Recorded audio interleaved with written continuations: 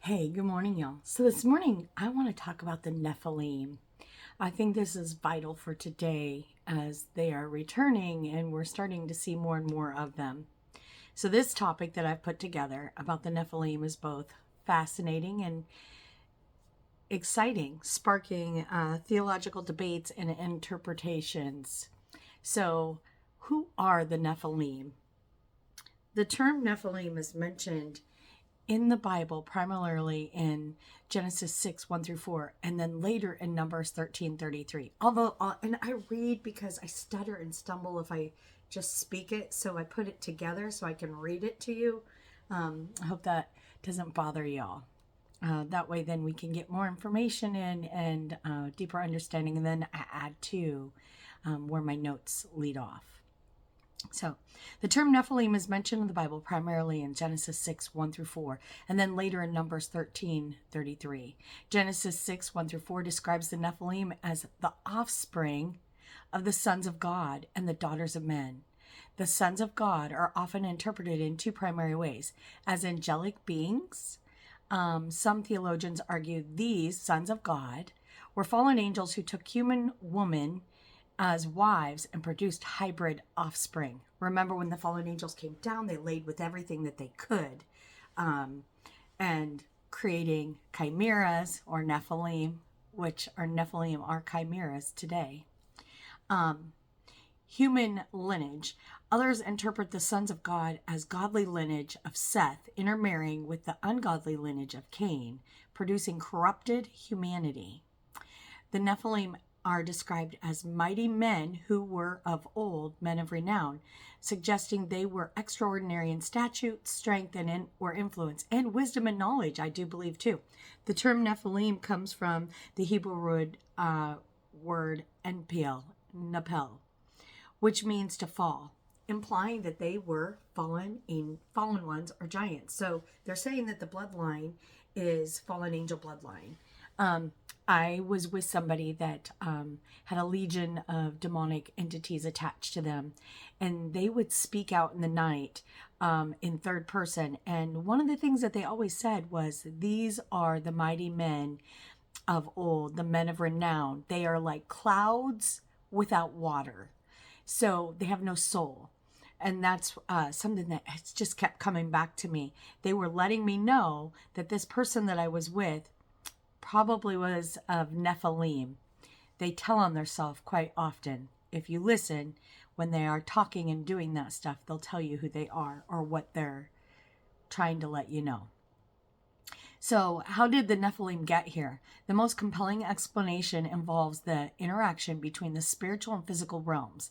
Angelic rebellion in Jude 1, 6 through 7, and then 2 Peter 2, 4 through 5, mention angels who did not keep their own position and were judged for their sins. Many believe this refers to the fallen angels who mated with human women. And you can look into the book of Enoch and find more information. They came down, they taught us to wear makeup, they taught us all the things that God told them not to teach us, and they did. And that's where you get a lot of your pagan worship and your sorcery. Satanic corruption. Some theologians argue that Nephilim were part of Satan's attempt to corrupt human genetics to prevent the coming of the Messiah, as prophesied in Genesis 3:15. So they were trying to taint the bloodline so that when the Messiah came down the bloodline, he wouldn't be pure. But Mary was pure, and God the Father was pure, and so there you go. You have that. Their presence was significant enough to provoke God's judgment through the flood in Noah's time, Genesis 6, 5 through 8, which aimed to purge the earth of widespread corruption, including the Nephilim. Now, there is rumor that says that they were cast into the water, and if you go into the water, underneath the water is islands, and we're starting to find those things now. So who knows that they didn't hide in caverns out in the earth. Are Nephilim here today? I say yes. While the Nephilim were destroyed in the flood, they're mentioned in Numbers 13:33, suggests a possible reappearance. The spies were sent by Moses, reported seeing the Nephilim in Canaan, described as giants compared to themselves. This could indicate a second incursion of fallen angels after the flood.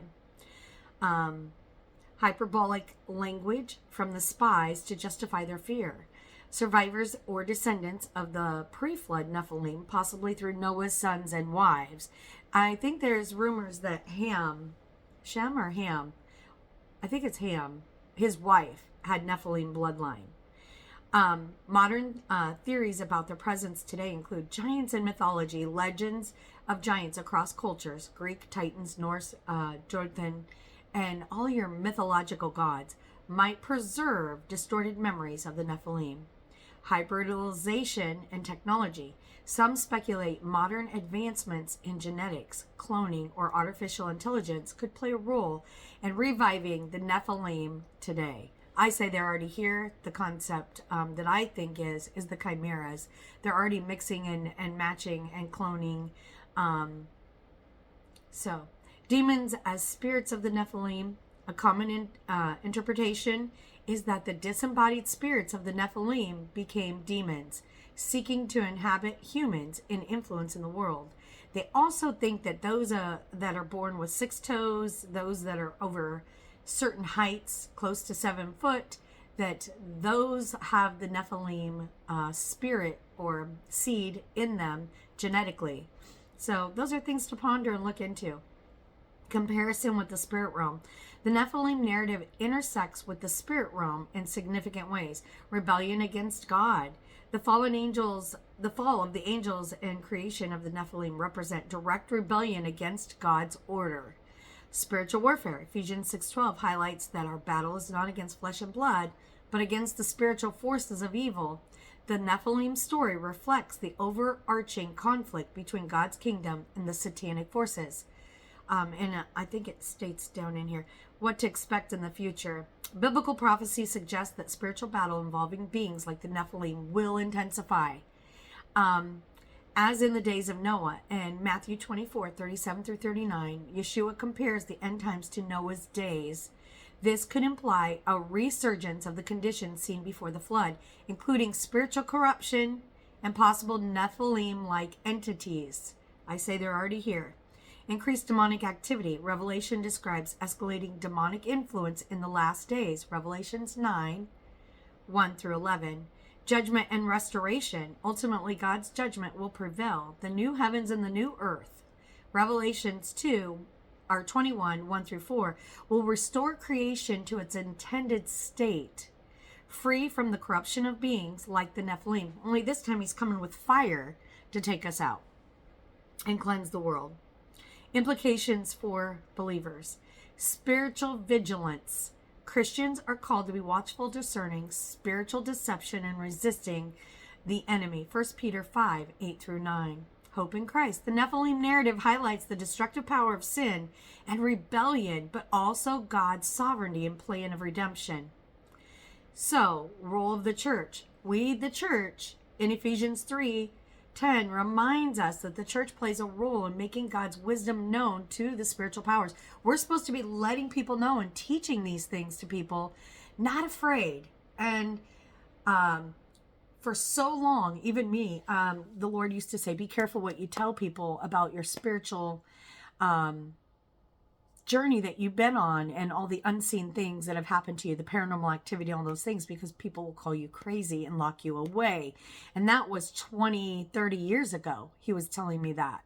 We've come a long ways. We're in a place now where people can talk more, and via the internet, people are able to communicate this better, and you're not alone. Back then, you were 1 in a million in your area that was going through spiritual warfare and those things.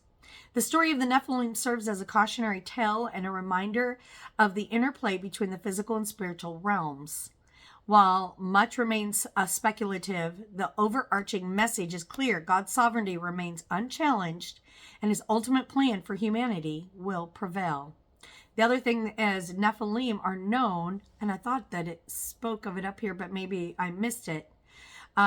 Demons as spirits of the Nephilim.